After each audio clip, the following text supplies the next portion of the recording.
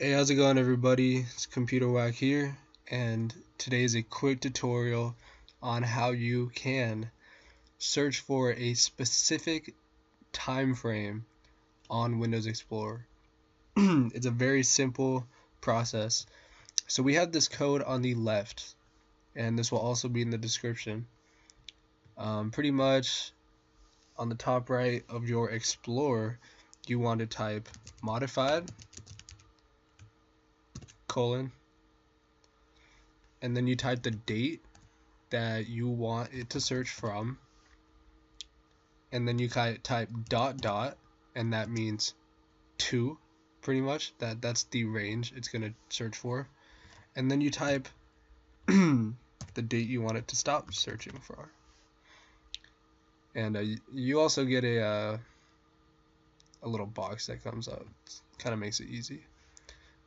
Anyway, and then everything will show up